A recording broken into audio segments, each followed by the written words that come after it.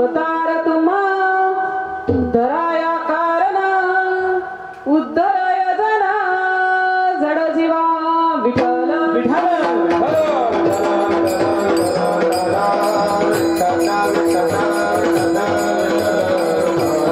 तुम्ही संतमाय बाप कृपावंत कायमी पतित कीर्तिवानू अवतार तुम्हा धराया कारण उद्धराय जन जड जीवा वाढवया सुख भक्तिभाव धर्म कुळाचार नाम विठोबाचे तुका म्हणे गुण चंदनाचे अंगी तैसे तुम्ही जगी संतजना प्रस्तुत प्राप्त प्रसंगी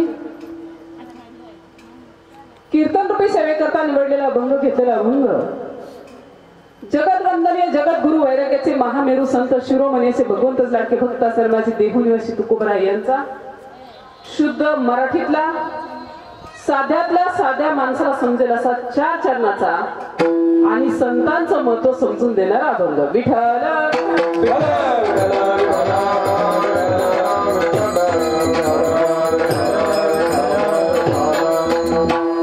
तत्पूर्वी सरळ सरळ आणि सोप्या भाषेत ज्यांच्या सत्तेने पिटीवाले पिटी वाजवतात ज्यांच्या सत्तेने पकोजवाले पकोज वाजवतात ज्यांच्या सत्तेने गायकून नगारतात टाळकरी टाळ वाजवतात ज्यांच्या सत्तेने हा देह बोलतो आहे नवे नवे ज्यांच्या सत्तेने आता तुम्ही इथं बसलेले आहात सगळ्यात अगोदर त्या भगवंताचं नामस्मरण करू पांडुरंगा करू प्रथम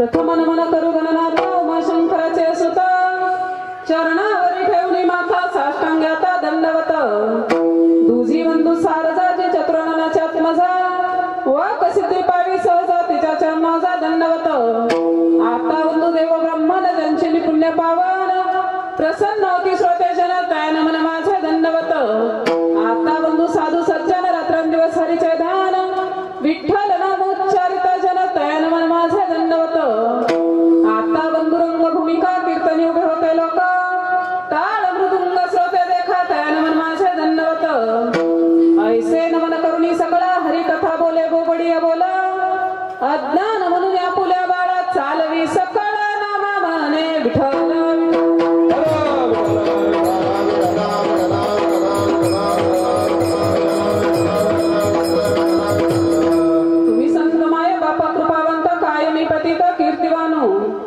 अवतार तुम्हा धराया कारण उद्धराया जन जड जीवा वाढावया सुख भक्तिभाव धर्म कुळाचार नाम विठोबाचे तुका म्हणे गुण चंदनाच्या अंगी तैसे तुम्ही जगी संत जना प्रस्तुत प्राप्त प्रसंगी कीर्तन रूपी सेवेकरता निवडलेला अभंग घेतलेला अभंग जगतवंदनीय जगद्गुरु वैराग्याचे महामेरू संत शिरोमणी भगवंत लाडके भक्त असणारे माझे देहुनिवासी तुकोबराय सांगतात तुम्ही संत माय बाप कृपावंत कायमी पतित कीर्तिवान संतांच्या विषयी बोलताना सांगतात पहा जन्माला घालणाऱ्या मायपेक्षा आणि बापापेक्षा संत श्रेष्ठ असतात। आता तुम्ही इथं बसलेले माय बाप मंडळी आहात सगळेजण आपण बरं का नंतर महाराज जन्माला घालणाऱ्या आईपेक्षा आणि बाबांच्या पेक्षा संत श्रेष्ठ कसे श्रेष्ठ थोडक्यात सांगतो तुम्हाला। साधारण आपण काय करतो आई बाबा काय करतात लेकराला जन्म देतात छोटे छोटे घास मुखात भरवतात बोटाल धरून चालायला शिकवतात पोरं आपली लहानाची मोठी होतात तारुण्यात येतात आपण लग्न लावतो आणि संसाराच्या राडगाडग्यात गुंतून टाकतो। हे काम कोण करतं आई आणि बाप। पण संत काय करतात जन्म मरणाच्या राडगाडग्यात नाही गुंतत दोनाचे चार करण्याच्या पाठीमागे ते नाही लागत ते काय करतात संसाराच्या राडगाडग्यातून तर सोडवतातच त्यात शंकाच नाही पण जन्म मृत्यूच्या राडगाडग्यातून सुद्धा सोडवतात म्हणून जन्माला घालणाऱ्या मायपेक्षा आणि बापापेक्षा संत श्रेष्ठ। मग असे सर्व श्रेष्ठ असणारे संत येतात कशासाठी बाबा आपलं येणं कशासाठी महाराज आहे तोपर्यंत खाऊन पिऊन घ्या मेलं म्हणजे गेलं आपलं येणं किंवा 2 एकराची 4 एकर कशी होईल 2 खोल्याच्या 4 खोल्या कशा होतील 2 व्हीलरची 4 व्हीलर कशी होईल हे आपल्या आयुष्याचं नियोजन पण संतांचं हे नियोजन आहे का ते कशासाठी येतात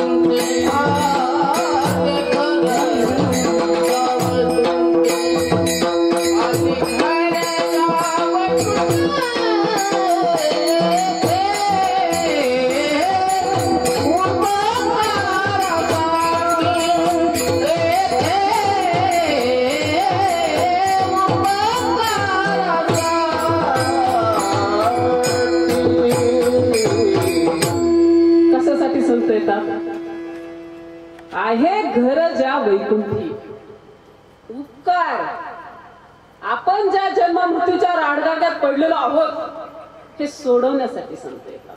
आणि एकदा का संतांची भेट झालीच तर होतंय काय? संत मला सांगतो तुम्हाला, दोन शेतकरी एकत्र आले, काय गप्पा मारतात? दोन शेतकरी, साधारण किती कांदा, किती गेला ऊस, किती राहिला बॅलन्स, किती फिटलं कर्ज, हे गप्पा कोणाच्या? दोन शेतकऱ्यांच्या. दोन पुढारी एकत्र आले, दोन पुढारी काय गप्पा मारतात?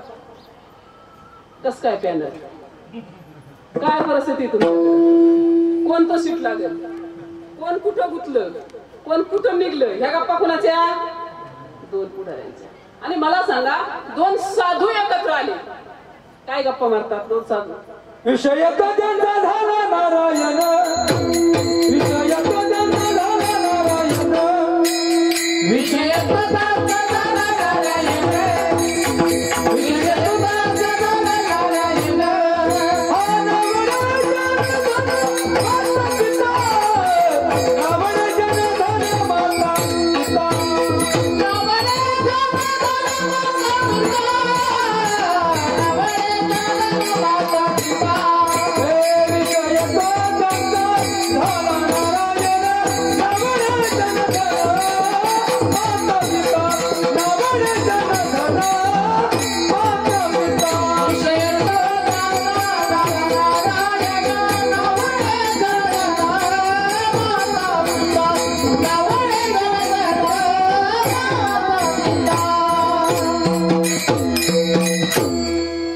संत एकत्र आले. संत त्या तुमच्या बायका कशा आहेत, पोरं कशी आहेत, घराचं काम कुठवर आलंय, शेजारच्या काळवटीचं दोन्हीकर घ्यायचंय, असल्या गप्पा संत मारत नाही.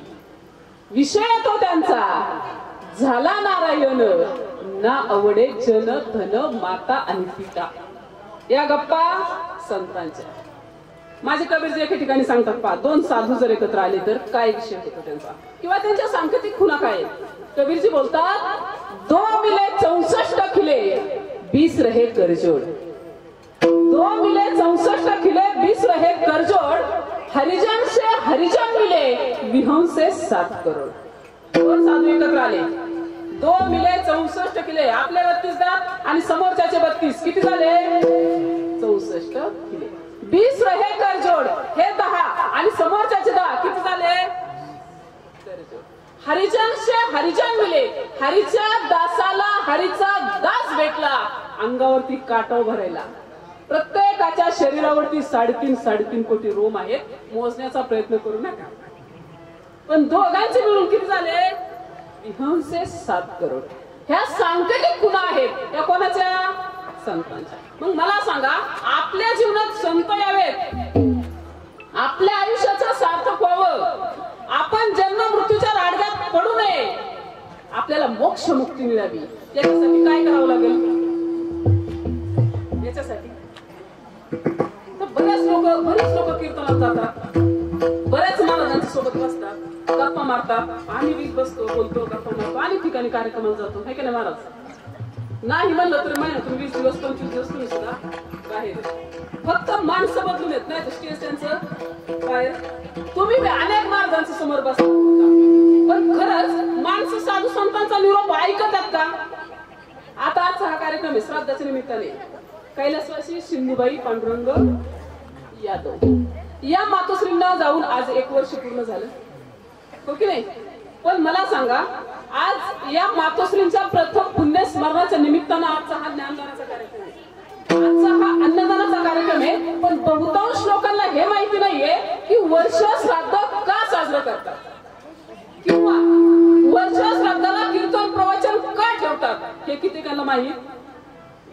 काही आमच्या पाहुण्यांनी केलं म्हणून आम्ही केलंय, आमच्या शेजारी पाजारी केला कार्यक्रम म्हणून आम्ही करतोय, म्हणून एक हा कार्यक्रम. पाहुण्यांनी केलं म्हणून नाही, घरच्यांना काही काम नाही म्हणून नियोजन का, त्या महाराज मंडळीला काही काम नाही म्हणून ते आलेत का? नाही. खऱ्या अर्थाने साधू संतांचा निरोप तुमच्या आमच्यापर्यंत पोहोचण्यासाठी आहे हे सगळं नियोजन. कीर्तन असेल, प्रवचन असेल, माळ, गंध, बुक्का, आळंदी, पंढरी, कीर्तन, प्रवचन, गीता, गाथा, भागवत, हरिपाठ, ज्ञानेश्वरी, हे सगळं कोणासाठी आहे? आपल्यासाठी. पण ऐकलं का आपण? अनेक महाराज तुम्हाला सांगतात बाबा भक्ती करा, परमार्थ करा, आयुष्यात सार्थक करून घ्या.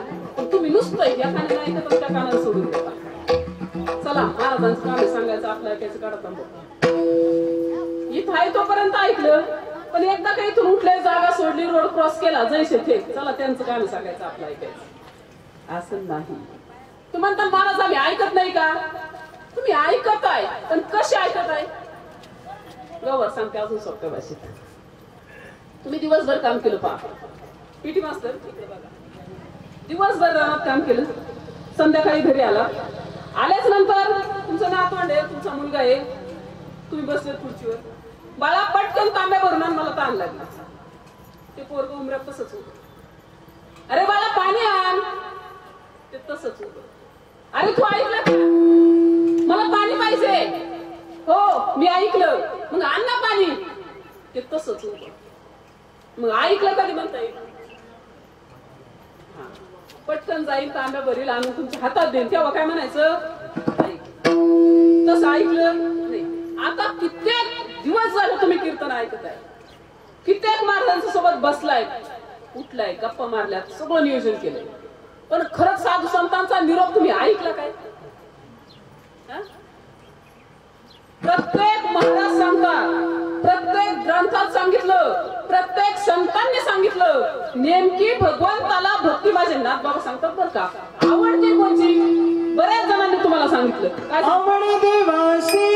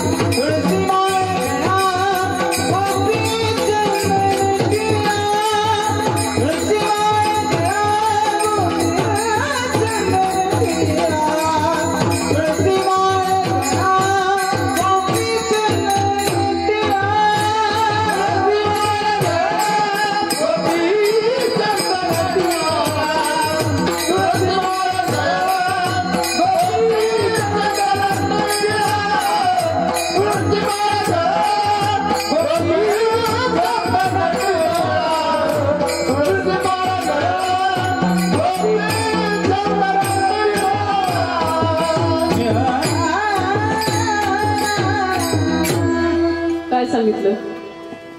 आवडे देवाशी तो ऐका प्रकार, नामाचा उच्चार रात्रंदिवस. तुळशी माळ गळा, गोपीचंद पिळा आणि हृदय कळवळा वैष्णवांचा. सुंदर अशी पवित्र गळ्यात माळ घाला, कपाळाला गंध लावा आणि वैष्णवांच्यावरती अपार प्रेम करा. ही भक्ती भगवंताला आवडते हे सगळेजण सांगतात. तुम्ही सुद्धा ऐकलंय, पण ऐकलं का? जर ऐकलं असतं, आता बऱ्याच जणी तर बिना माळवाली येतात, बिना गंधावाली येतात, ऐकलं म्हणता आलं असते ना. पण माळ घाला म्हटलं की लोक म्हणतात महाराज नक्कीच घातली असती, घालायचीच होती बरं का. पण त्याचं कसं आहे, खाय प्यायचे दिवस बघून स्पष्ट लोक बोलून मोकळी होतात. खाय प्यायचे काय खाता तुम्ही? खायासाठी जगता का जगासाठी खाता? काय खावं काय खाऊ नये, कुठं जावं कुठं जाऊ नये, काय बोलावं काय बोलू नये, हे नाही कोणाला समजलं तरी चालेल, पण किमान माणसाला समजावं, हे की नाही? पण माणसं समजून घेतात का? मागाला म्हटलं की म्हणतात खाय प्यायच दिवस काय करते एवढं हुशार महाराज, आमची मनाचीच माळ आहे. सांगितली कुणी तुम्हाला मनाची माळ घालायला? आमचे ज्ञानदादा, निवृत्तीदादा, जनाबाई, मीराबाई, मुक्ताबाई, हरिपाठ, ज्ञानेश्वरी, गीता, गाथा, भागवत कोणत्या ग्रंथात कोणत्या संतांनी विषय मांडलाय? काय आवाज थोडा क्लिअर करा. कोणत्या ग्रंथात कोणत्या संतांनी विषय मांडलाय का मनाची माळ घाला? नाही ना. मग काय कुठून नवीन फेडा देव झाली? महिला मंडळी 5-5, 10-10 तोळे सांभाळतात. सोनं सांभाळलं तसं वाचतं पाहत अवघड आहे का नाही? किती अवघड आहे. चोरट्या सिलकाची दण, मार खायची दण, हाताने उद्योग, पै पै करून कमवायची, एकदाच मातीत घालायचं. पण तरी सुद्धा बायका सांभाळत्या. पण 10 रुपयाची माळ काय जमत? आमच्याच्याने सांभाळणं होतं का? काय प्रॉब्लेम आहे? नाही. मग मला सांगा मनाचीच माळ हे सांगितलं कुणी? नाही सांगितलं. लक्षात ठेवा, व्यवहार आणि परमार्थ एकाच नाण्याच्या 2 बाजू आहेत. व्यवहारात तुम्ही जेवढं काटेकोरपणे नियमांचं पालन करता आहात तेवढंच परमार्थात करणं गरजेचं आहे. व्यवहारात किती गरजेचं आहे आणि परमार्थात किती गरजेचं आहे हे उदाहरण थोडक्यात सांगते. भजन करा. विठ्ठल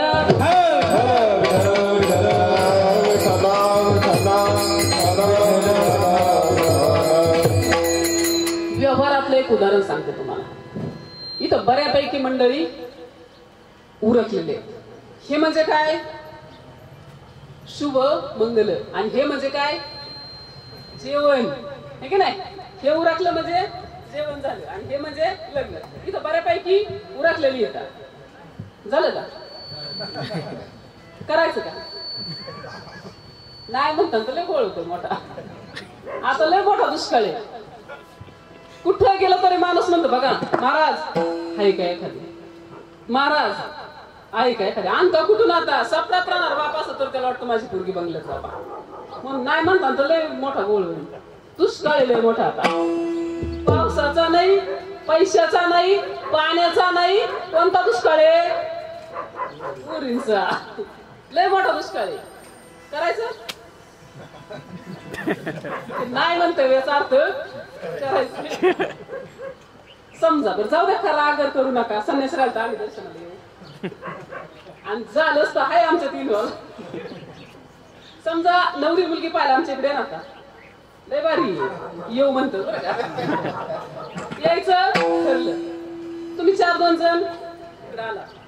आल्याच्या नंतर नवरी मुलगी पाहिली, पसंत झाली, देणे घेणे विचार विनिमय जुळले, सगळं जिथलं तिथं व्यवस्थित झालं, बोलणी वगैरे झाली, तुमचं जेवण झालं, नाश्ता झाला, तुम्ही निघलात.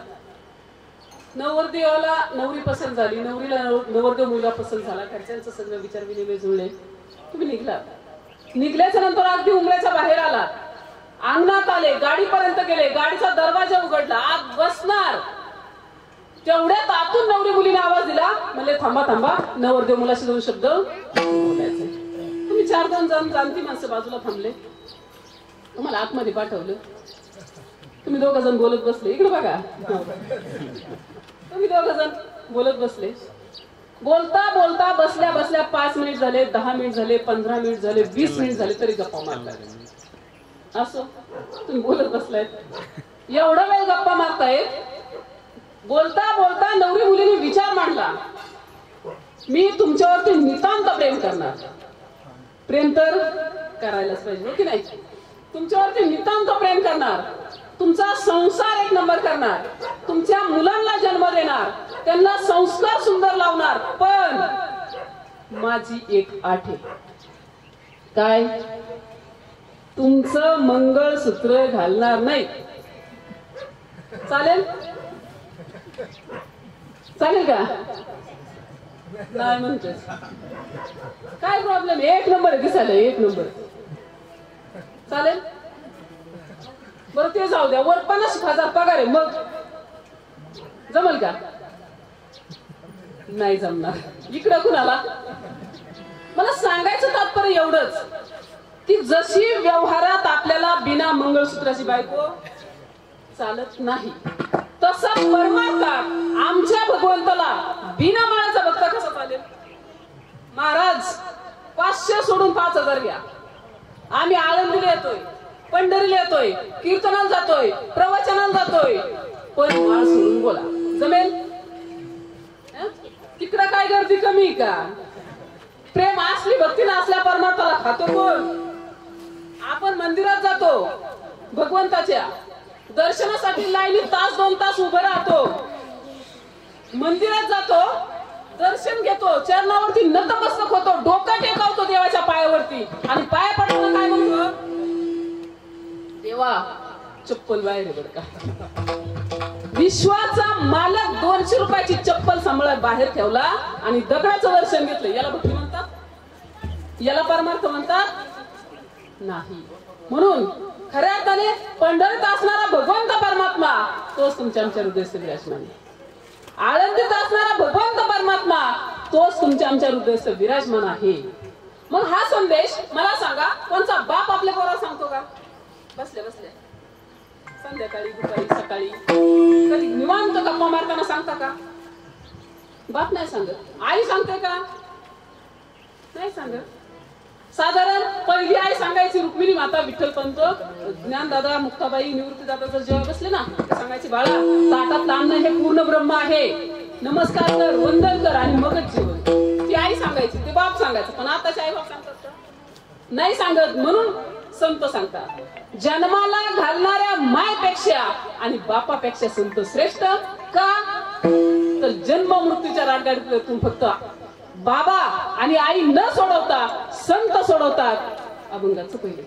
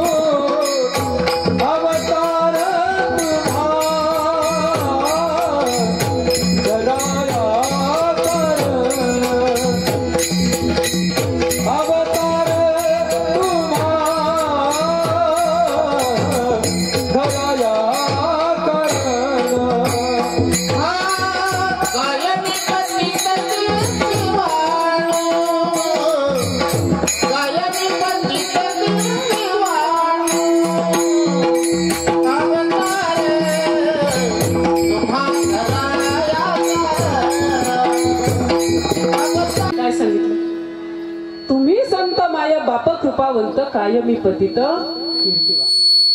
पंढरीत असणारा भगवंत परमात्मा तुमच्या आमच्या हृदयात विराजमान आहे. आळंदीत असणारा भगवंत परमात्मा तुमच्या आमच्या हृदयात विराजमान आहे. संत आपल्याला सांगतात. पण हा विचार मला सांगा, सकाळ पेपर मध्ये का?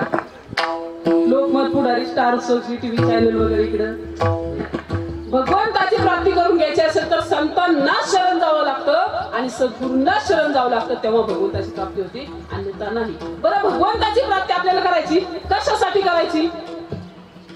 का करायची? जन्म मृत्यूच्या राडगाडग्यात आपण गुंतलेलो ना. पुनरुपी जननम पुनरुपी मरणम पुनरुपी जननी जठरे शयना. हे चक्र आपल्या पाठीमागे लागलेलं आहे. याच्यातून सुटण्यासाठी भगवंताची प्राप्ती म्हणजे शेवटचा दिवस गोड व्हावा असं ज्यांना वाटतं त्यांनी परमार्थ केलाच. पाहिजे. ज्यांना वाटतं शेवटचा दिवस गोड व्हावा त्यांनी परमार्थ केलाच पाहिजे. आणि ज्यांना वाटतंय म्हातारपण सुखी आणि समाधानी जावं त्यांनी प्रत्येकाने आपल्या आपल्या दारात फॉर्च्युनर इनोव्हा उभी केलीच पाहिजे. जाईल का म्हातारपण सुखी? नाही. ज्यांना वाटतंय म्हातारपण सुखी समाधानी जावं त्यांनी आपल्या मुलांना संस्कार चांगले लावले पाहिजे. हे का नाही? नुसतं बंडल गोळा करून जमणार आहे का? नाही जमणार. काय पाहिजे मग? संस्कार पाहिजे. संस्कार. आणि पोरांना संस्कार लावायचे म्हणलं पहिले आपल्याला नको का? पण आपणच जर निम्यातील लेझिम करत घरी यायला लागलोच तर आपण कसं आपल्या लेकराला सांगणार बाळा हे काम करू नको? आहे अधिकार? नाही. लक्षात ठेवा, बाप आणि आई आपल्यासाठी खरं धन आणि खरी संपत्ती जर कोणती असेल तर माझे नाथ बाबा भागवतात सांगतात. थोडक्यात सांगते, भजन करा. विठ्ठल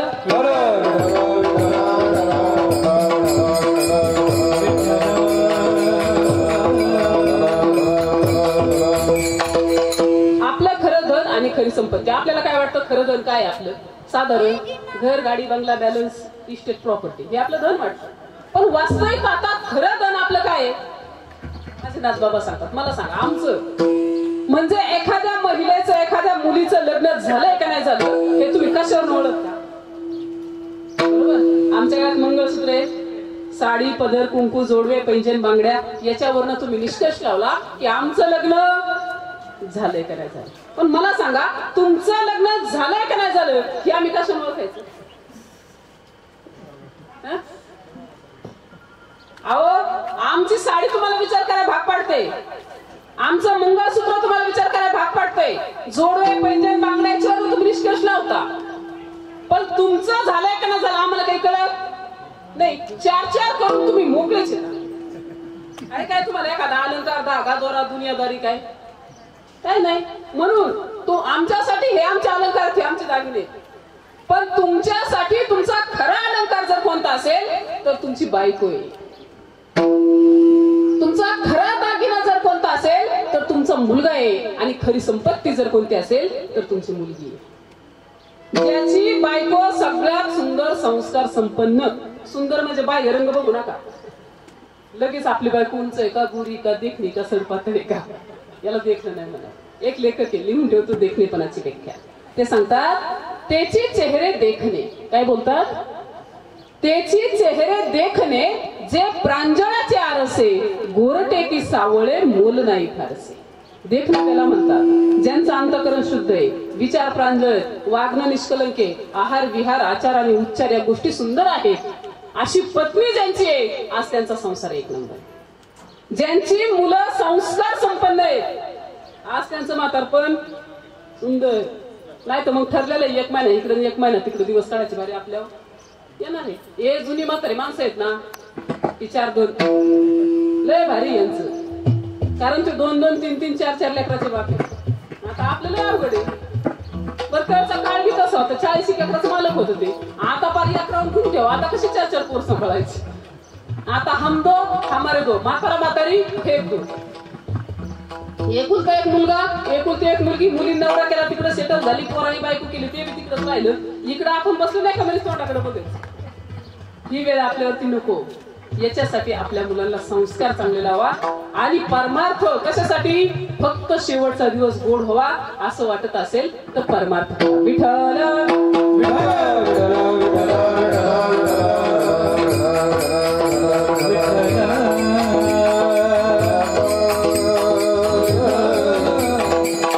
बरं मला सांगा, संस्कार खरेदी करण्यासाठी पुढे एखादी विकत घेण्यासाठी बंडल देऊन पुढे जमतंय का? आम्हाला 5 किलो संस्कार द्या. वेळ नाही भेटला पोराला संस्कार लावायला, वेळ नाही भेटला पुरीला संस्कार लावायला, पुढे विकत मिळतात का? तराजूवरती बंडल देऊन खरेदी वगैरे करता येतात का? नाही. संस्कार आपल्याला द्यावे लागतात. आणि कारण हल्ली माणसं माणसं प्रेम करत नाहीत. हल्ली माणसं प्रेम नाही करत, माणसं माणसाच्या संपत्तीवर प्रेम करतात, माणसं माणसाच्या पदावर प्रेम करतात, माणसं माणसाच्या सौंदर्यावरती प्रेम करतात. तिथं अनुभव असेल की ते करणार. पण लक्षात ठेवा, सौंदर्य, सत्ता आणि संपत्ती या 3ही गोष्टी नश्वर आहेत. तुमचं सौंदर्य आज किती बी देखणं रूप असू द्या, उद्या राहीलच काय खात्री राहील. हे छोटस 2-3 वर्षाचं पळत पळत जर पुढे आलं ना, असं वाटतं पटकन उचलून घ्यावं, पटापट मुका घ्यावा. कुणाचा? छोट्याचा. पण मला सांगा, तेच पुन्हा 40 वर्षांनी भेटलं मग घेणार का? संपलं सौंदर्य रास. हळूहळू काळ्याचे पांढरे होणार, टक्कल होणार, दात पडून जाणार, गुडघे कामातून जाणार, मनका कामातून जाणार. का? सौंदर्य नश्वर. शरीर जायाचे देवरे, शरीर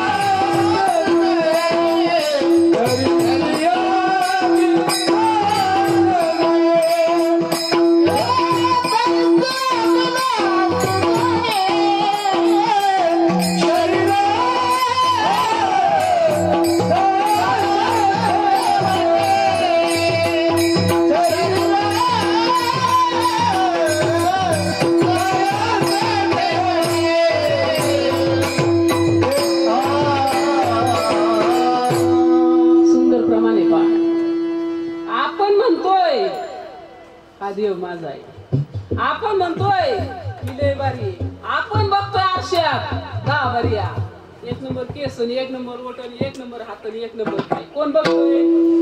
पण आपलंय काही. पहिली गोष्ट हे नश्वर आहे. किती दाट काळे भोरे केस असते तरी काळ्याचे पांढरे होणार, टक्कल पडणार, डोळ्यातून पाणी येणार, कानाने ऐका येणार नाही. हे सगळं नश्वर आहे. पण त्याच्याही पुढे जाऊन साधू संत सांगतात अहो हे तर आपलंच नाही.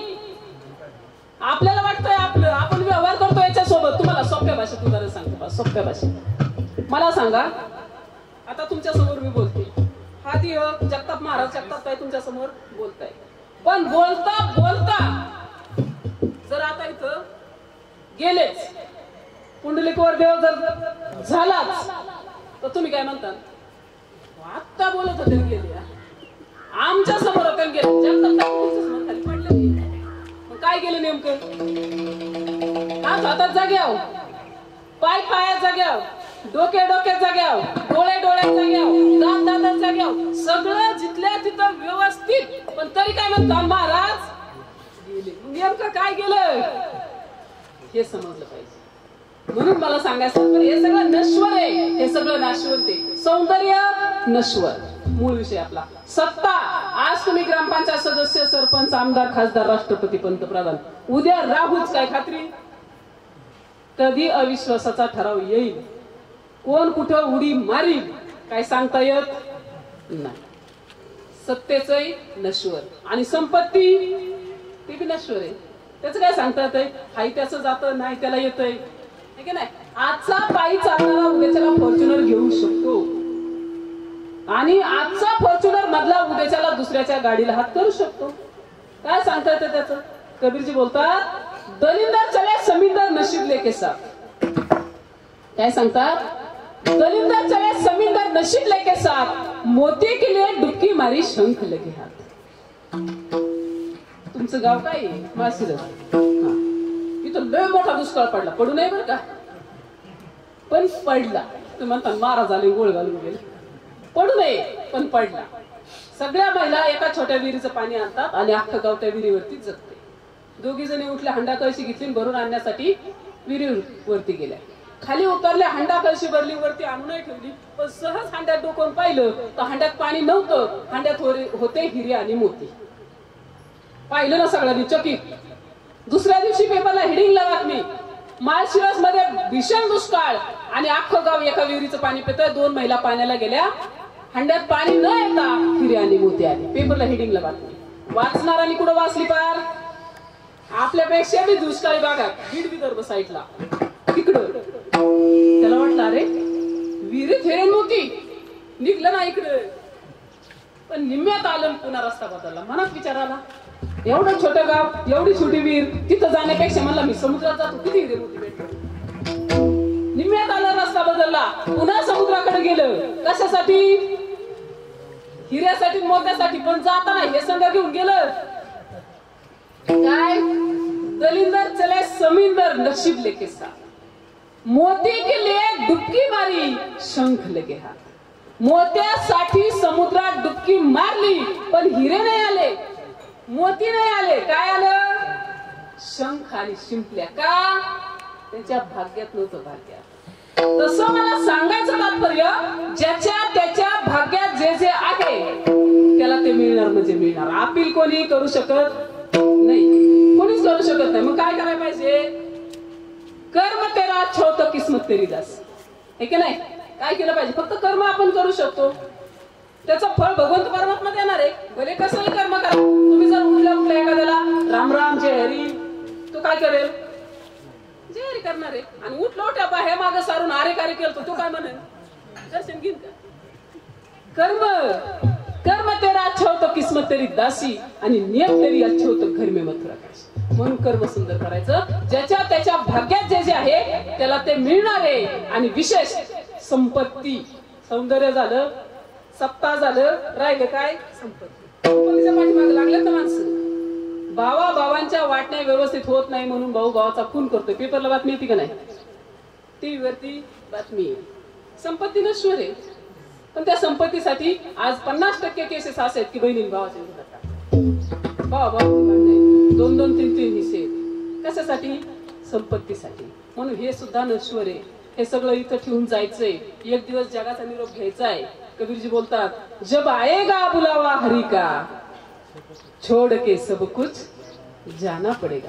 ज्या वेळेस त्या भगवंताचं बोलावणं येईल त्यावेळेस सगळं सोडून आपल्याला जायचं.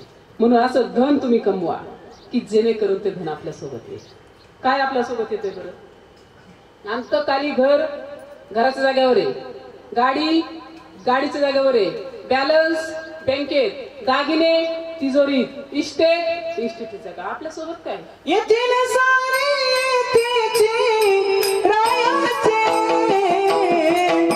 येथील सारे येथील सारे येथील सारे रायाचे, कोटी सारे मन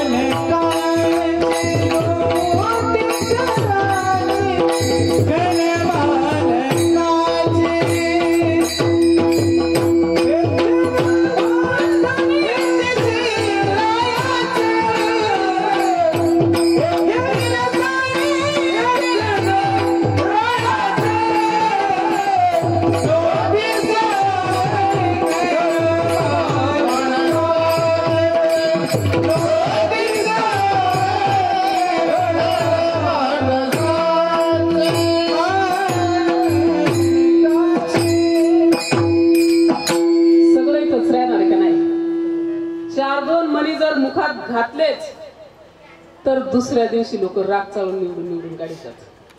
अहो कोणी काही देत नाही आणि दिलंच तरी नेता येत नाही. आमच्या जीवनात घडलेलं उदाहरण सांगतो. काही दिवसापूर्वी आम्ही पोलतपूरला कार्यक्रमाला गेलो होतो.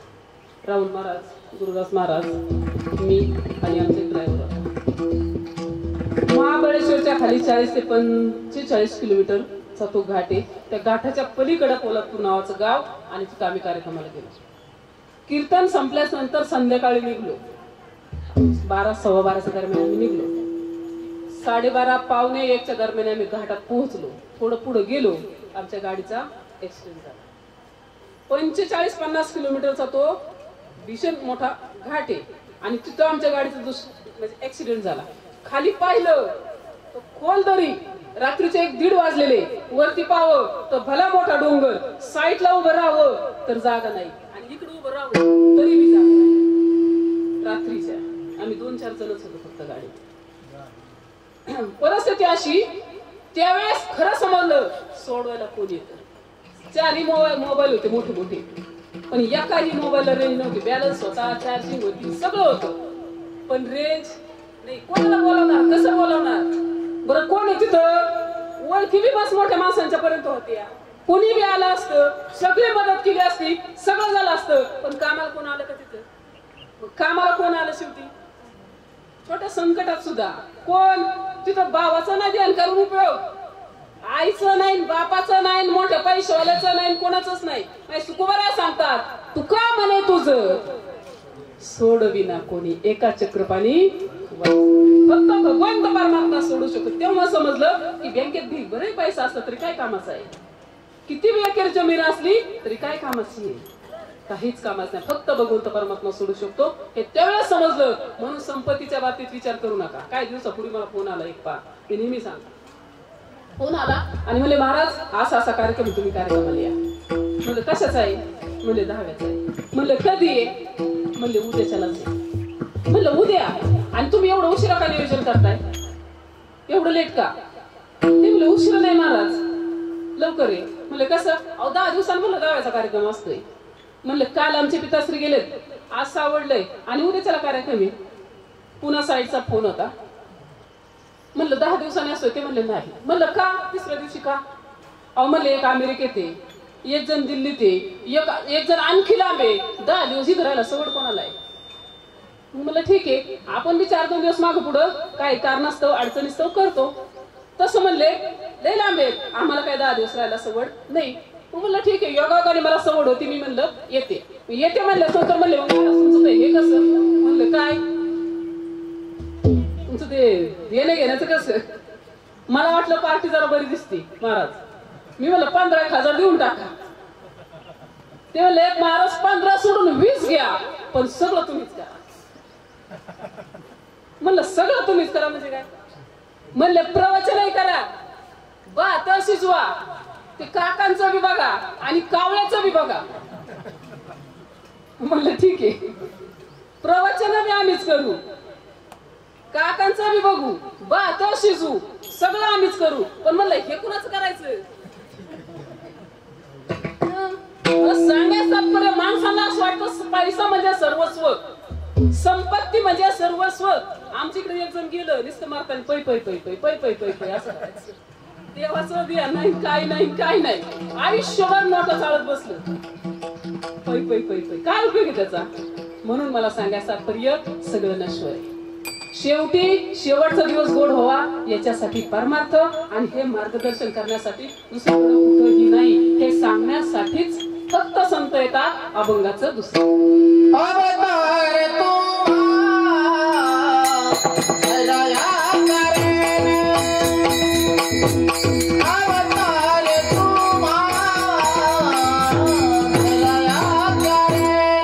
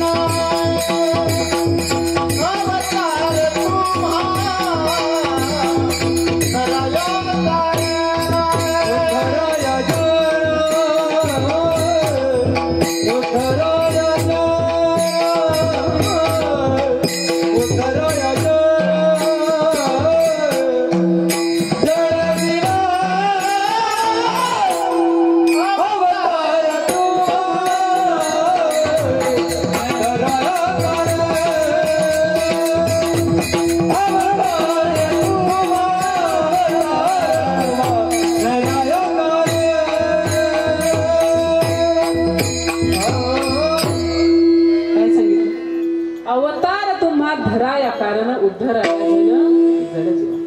जड जीवांचा उद्धार करण्यासाठी आपल्या आयुष्यात सुख समृद्धी देण्यासाठी संत येतात भगवंताची ओळख करून देण्यासाठी. म्हणून परमार्थ करा. आणि जाता जाता मी बऱ्याच वेळा आणि बऱ्याच ठिकाणी सांगते, हे दोघे भाऊ बी ऐकतात खूप वेळा. त्या दिवशी आम्ही एकत्र कार्यक्रमाला होतो, असंच टायमिंगला आलं त्यावेळेस. सांगायचं तात्पर्य की जाता जाता शेवट उगा येड्यासारखं देवदेव करत पुढे हिरत बसू नका. मी सगळ्या महाराजांच्या पेक्षा थोडं स्पष्ट बोलते. 2 धाम 4 धाम आळंदी पंढरी दुनिया पालती घातली, पण असं कधी घडलंय का विटेवरचा उतरून खाली आलाय का? या काय कसं काय बरं आहे का? तब्येत बरी आहे का? पाऊस पाणी बरं आहे का? आणि कोरोना गेला का? विचारलं का कधी कोणत्या देवाने? तुम्ही म्हणता मग महाराज आम्ही जाऊच नाही का? गेलं पाहिजे. आपल्या वाडवडिलांनी वारी चालू केली, आपण जायलाच पाहिजे. तीर्थक्षेत्र भगवंताच्या पदस्पर्शाने पुनीत झालेल्या पुण्यभूमीला आपले पाय लागले पाहिजेत, दर्शन झालं पाहिजे, गेलं पाहिजे. पण नुसतं जाऊन जमल का? तिकडं जायचं आणि इकडं सगळा दुराळ जमल का? नाही जमणार. म्हणून मला सांगायचं तर नुसतं येड्यासारखं देवदेव करत हिलत बसू नका. सगळ्यांच्या पेक्षा सोपं. तुम्हाला नाही माळा घालता आल्या ना एक वेळेस अजिबात घालू नका, पण कमीत कमी ज्यांनी घातल्या त्यांच्या काय काढू नका. नाही वारीला जाता आलं ना अजिबात जाऊ नका, पण कमीत कमी जे जात आहेत त्यांना आडवे तरी येऊ नका. आता ती घातली का? आता घातली का? तिकूनच दाखव फुल पोशाख. काय चांगलं एखादं करतो ना, द्या ना प्रोत्साहन. एखाद्याचं होतं ना चांगलं, मला सहभागी, काय अडचण आहे. पण आपल्या बुद्धीला ते पसंत नाही, आपल्या बुद्धीला ते पसंत नाही. म्हणून मी सगळ्यांच्या पेक्षा सोपं सांगते, पृथ्वीपेक्षा श्रेष्ठ असणारी माता आणि स्वर्गापेक्षा उंच असणार पिता यांना कमी लेखू नका. आमच्यासाठी आमची आई भगवंते, आमच्यासाठी आमचे बाबा भगवंते, आमच्यासाठी आमचे सद्गुरू भगवंते. आता आमचा विषय झाला गाडीत जाताना राहुल महाराज आणि गुरुदास महाराज बोलत होते. म्हणले तुम्ही दरवेळेस मला म्हणतात किंवा ते बी म्हणतात कधी कधी घरी, महाराज तू दरवेळेस महाराज दरवेळेस सांगते आई बापा सेवा करा, आई बापा सेवा करा. हा काय सांगायचा विषय का? हे का नाही सांगायची गरज आहे का? भारतासारख्या देशात जन्माला येऊन आईची सेवा करा, बापाची. अमेरिकेत ठीक आहे, तिकडे मनमानी कारभार कसंही करा काही करा, तिकडे चालतंय. पण आपल्याकडे का? अहो थकले किती बी म्हातारी थकली ना किती थकू द्या, दात नाही त्या म्हातारीच्या. पण म्हातारा म्हणलं ना पाय दात तरी बिचारी दात. हे काम कोण करतो? फक्त बायको करू शकते. आणि म्हातारपणी आपली म्हातारी ना आतून खिळून पडली शेवट तरी ती म्हातार थोड्या काटक्या म्हातारीला कोरा चहा करून देतं का नाही? किती उदाहरण किती ठिकाणी पाहिलेले. म्हणून मला सांगायचं तात्पर्य हे फक्त संस्कृती जपली जाते इथं आणि आणखी जपा. कारण हल्ली आई वडिलांच्या वरती खूप वेगळी परिस्थिती आलेली, काही ठिकाणी खूप अवघड आहे. म्हणून येण्यासारखं काहीतरी करू नका, आई वडिलांची सेवा करा. आज एका मातोश्रींच्या प्रथम पुण्यस्मरणाच्या निमित्ताने एकत्र जमलेलो आहोत. शेवटची 10 मिनिटं सांगते, थोडक्यात भजन करा.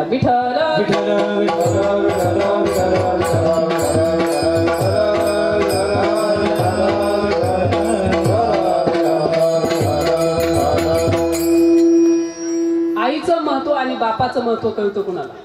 थोडक्यात सांगते. ज्यांची आई आज या विश्वात आहे त्यांना आईची किंमत कधीही समजत नाही. ज्यांचा बाप या जगात आहे त्यांना बापाचं महत्व कधीच कळत नाही. जेव्हा आपली आई जाते, आपले बाबा जातात, जगाचा निरोप घेतात, तेव्हा आपलं म्हणावं असं कुणीच राहत नाही, कोणीच विचारत नाही. आपल्या पोराने जर खूप अभ्यास केला ना, खूप MD झाला, MBBS झाला, 1 नंबर डॉक्टर झाला, फर्स्ट क्लास मध्ये पास झाला, आपला मुलगा काय करतो? पेढे घेतो आणि शेजारी सगळ्यांच्याकडे पेढे वाटायला मुलगा जातो. काका माझा पहिला नंबर आला, काका मी डॉक्टर झालो, हा घ्या पेढा. काका काय करतात? पेढा घेतात, तोंडात टाकतात, पोराच्या पाठीवरती थाप टाकतात, वा बाळा 1 नंबर, सुंदर झालं, शब्दास बरं का, छान काम झालं.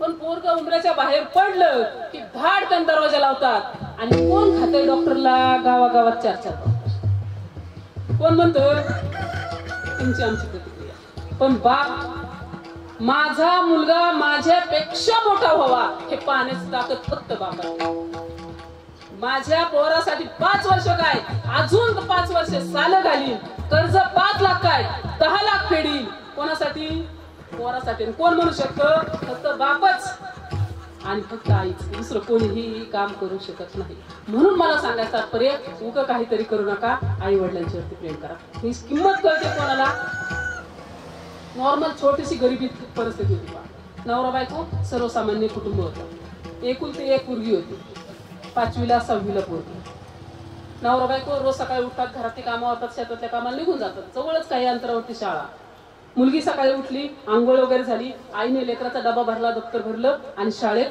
पाठवलं शाळेत पोरगी गेली आणि हे जोडपं शेतात गेले दोघं नवरा बायको काम करतात रानात ऊन खूप लागतंय आणि कष्ट करतात कशासाठी करतात हे सगळं फक्त आपल्या लेकरासाठी मुलगी मोठी करायची शाळा शिकवायची तिच्या पायावरती उभी करायची सुंदर भवितव्य घडवायचंय या विचारात ते जोडपं जीवन जगत होते परिस्थिती अशी झाली सकाळी गेल्यापासून शेतात काम करतायत सूर्य हळूहळू वरती आलाय दुपार झाली कल्लाय बायको नवऱ्यापाशी गेल्या हो कुठतरी बसा 2 घास खा जेवण करा ठीक आहे 2 जण उठले एका झाडाखाली 2 जण जेवण करायला बसले भाकरी समोर घेतली पाणी समोर घेतले भाकरी सोडली 2 जण गप्पा मारतायत आणि जेवण करायला बसले मुखात घास घालणार तेवढ्यात कडनी गबाळी चुकाटा कुठून तर एक छोटासा सर्प आला आणि त्या आईच्या बोटाला सर्पदंश झाला एका नवऱ्याने पाहिलं जी बायको आपल्या सोबत सप्तपदी चालून आली जिने आपल्या आनंदात आनंद मानला आपल्या दुःखात दुःख मानलं जिने आपल्याला सर्वस्व मानलं ती आपली अर्धांगिनी आपली सहचारिणी आपले सोडून जाते की काय हा विचार क्षणभर त्यांच्या मनात आला पण त्या क्षणी त्या माऊलींचा देह धरणीवरती खाली कोसळला आणि जगाचा निरोप घेतला तिथून उचललं घरी आणलं पण जेव्हा घरी आणलं तेव्हा बायकोला घरी आणलंच नव्हतं घरी आणला होता तो फक्त बायकोचा देह एका लेकराच्या आईला घरी नव्हतं आणलं घरी आणला होता तो फक्त आईचा देह बघता बघता 2चे 3 झाले 3चे 4 झाले घरी आणून अंगणात झोपवलं शेजारची 5-10 मंडळी जमा झाले 4चे 5 वाजले शाळा सुटली आणि पाहुणे रावळे आले मावशी आलेत मामा आलेत काका आलेत सगळे लोक येऊन उभा राहिले पोरीची शाळा सुटली दप्तर हातात घेतले डबा बॅग हातात घेतली आणि घराच्या दिशेने मुलगी धावत पळत घरी निघाली अगदी घराच्या जवळ आली पण जवळ आल्यानंतर पाहिलं ही गर्दी ह्या गाड्या ही लोक ही कोण आहेत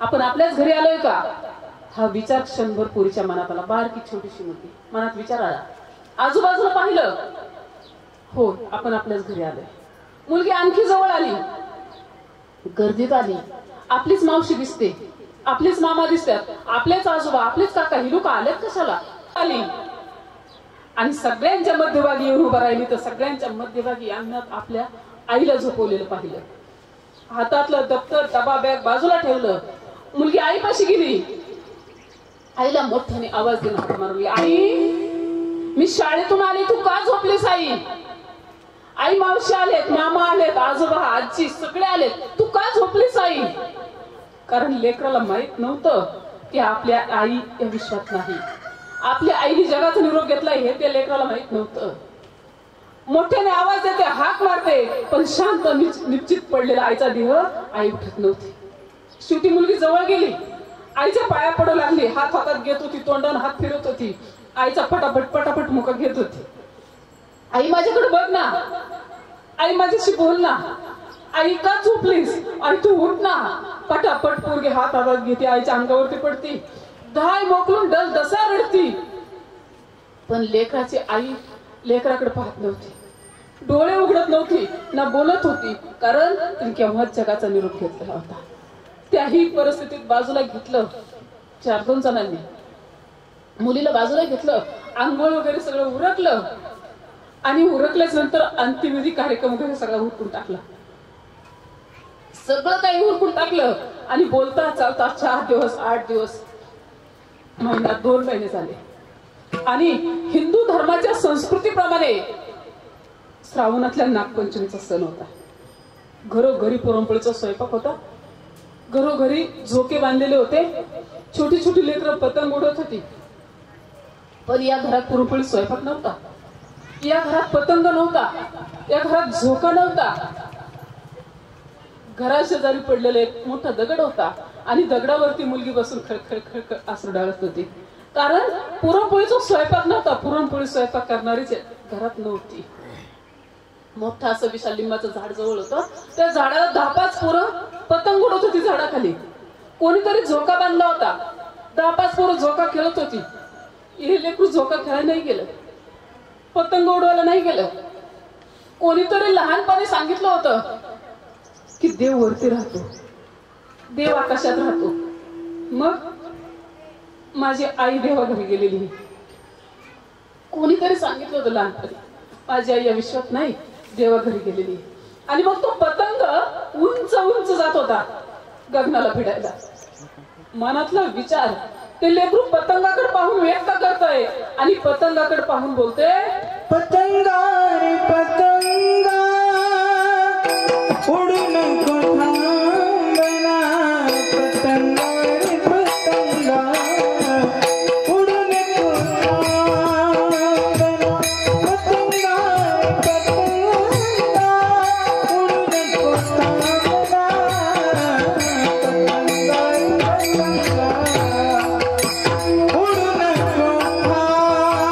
रे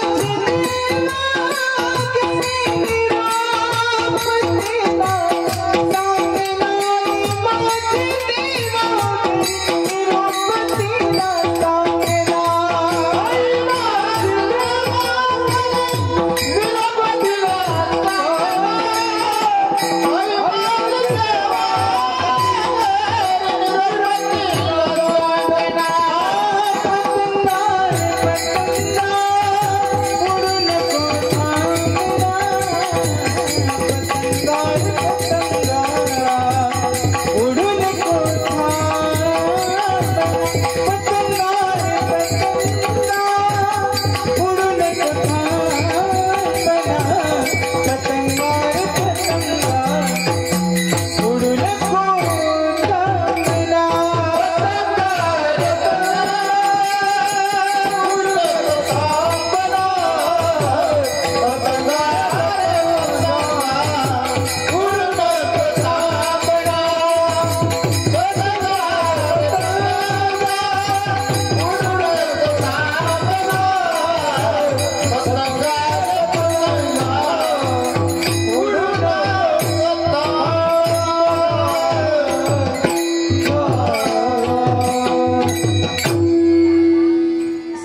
तात्पर्य एवढंच, आईची किंमत, आईचं महत्व, ज्यांची आई ह्याच्या विश्वात नाही त्यांना जाऊन विचार आई म्हणजे काय.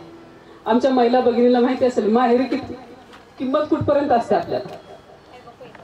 जोपर्यंत माहेरात आपली आई जिवंत आहे तोपर्यंत हक्काने एक मुलगी म्हणून जायचं.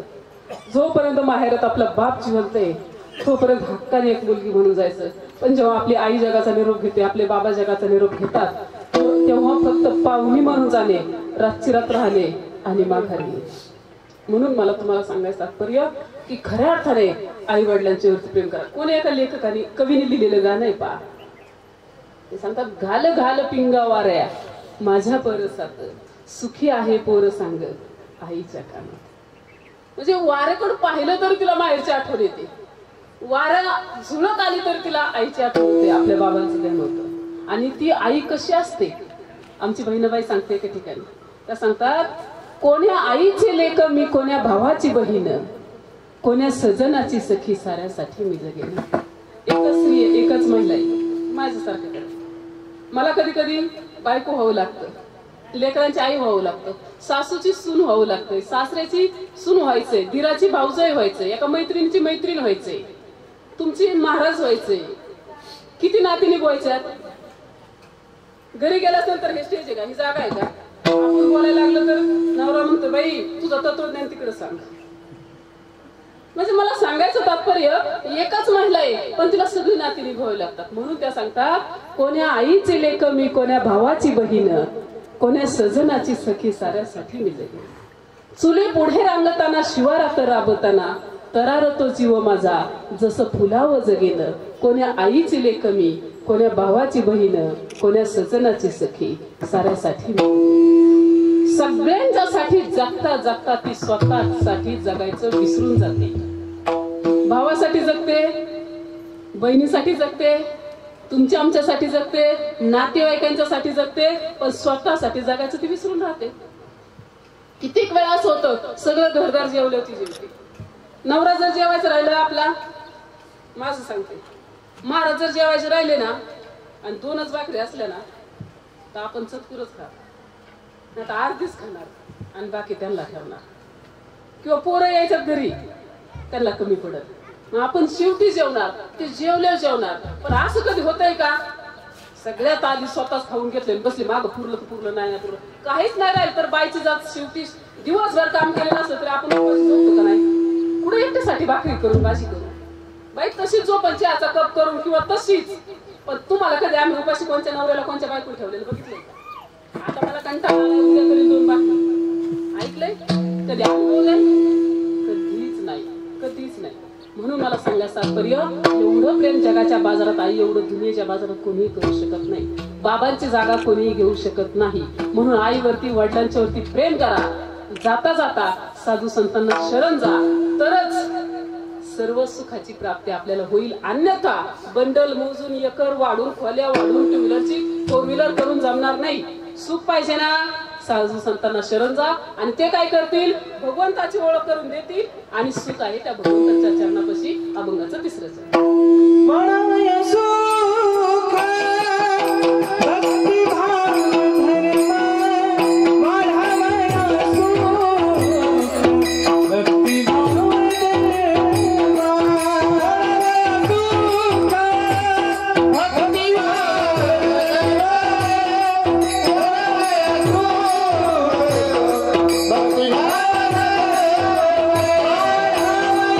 सुख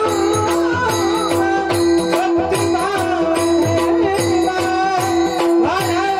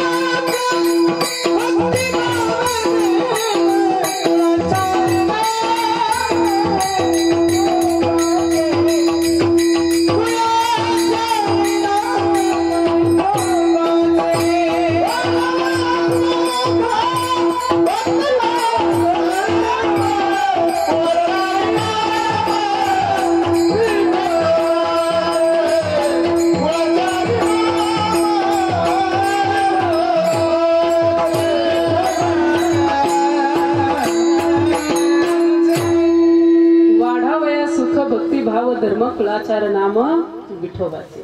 सुंदर अशी गळ्यात माळ घाला, कपाळाला गंध लावा, वैष्णवांच्यावरती अपार प्रेम करा. नवऱ्याला माहिती असेल तर बायकोला सांगा. नवऱ्याच्या गळ्यात माळ असेल तर बायकोला सांगा. बायकोच्या गळ्यात माळ असेल तर नवऱ्याला सांगा. आणि तुम्हाला दोघाला बी माळ असेल तर पोरांना सांगा. कारण महिला मंडळी भांडता का नाही यांच्यासोबत. मला दिवाळीला 2000 साडी पाहिजे म्हणजे पाहिजे, तरच टिकतं, नाही तर मी माहेराला चालले. दिवाळीला 15,000चा फ्रीज पाहिजे म्हणजे पाहिजे. पण असा कधी हट्ट धरला का, हो चला ना पंढरीला, चला ना कीर्तनाला, चला ना आळंदीला. आणि तुम्ही बी माझ्या जीवनात सांगते, मला आता उशीर झालाय पण तरी बी 2 मिनिटं. कारण श्रीगोंदा तालुक्यात गायकवाड घराण्यातली मी, मला काय माळ वगैरे देव आपल्याला काही समजत नव्हतं. सर्वसामान्य शेतकरी कुटुंबातली मी मुलगी. इकडे आल्यास नंतर जगताप महाराजांसारखे पतिराज भेटले, सगळं माळकरी घराणा भेटला. पण आले आले त्यांनी सांगितलं, बाई माळ जर घातली तरच तुझं माझं जमल, नाही तर जमणार नाही. आता काय करावं बाई, कधीच माळ घातली नाही, कसला बुक्का असतो काय करत असत तपास नव्हता आपल्याला कशा संग काय करतात ते. पण आता तरच जमत नाही तर तू तुझ्या घरी, आपल्याला काय जमणार नाही. आता काय करावा काय करावा, इलाजच नव्हता. मला ठीक आहे बाई घालते माळ. मला सांगायचं तात्पर्य, माळ घातली आणि त्याच्यानंतर त्यांनी मला समजून सांगितलं की खरंच माणसाच्या आयुष्यात सार्थक कशात आहे, काय केलं पाहिजे, कसं जगलं पाहिजे. नाही तर जगायचं लय जण जगतात, पण खरं परमार्थ केला पाहिजे. हे मार्गदर्शन त्यांनी केलं, ऐकलं त्यांचं, म्हणून आता तुमच्या पुढे उभी आहे. नाही तर बऱ्याच जणांना वाटतं आणि मला बी म्हणतात, महाराज माळ घातली असती पण कशी घालू, आतापर्यंत खाल्ले पेले ना, जाऊ दे ना, मागे झाले पाहू नका पुढे जामीन आहे तुका. तुम्हाला जामीनदार मी राहतो अशी तू कोराय बोलतात, मग काय हरकत आहे माळ घालायला. बँकेचं कर्ज काढायला गेलं तो जामीनदार देत आहे, साक्षीदार लागते तिथं दोघं घेऊन. आणि मग इथं स्वतः तू कोराय येतात तरी आपण नको म्हणतोय. अशी घडले मी त्यांच्यामुळं. आणि आमच्या दोघांच्या जन्माला आल्यास नंतर हे बी आता माळा 5वीलाच घातल्या सगळ्यांना, सगळ्या घरात. काय कसं असतं कोणाला माहित नाही, पण मोठं झाल्यास नंतर हळूहळू संगतीने म्हणा कशाने म्हणा माणूस थोडा बदलतो.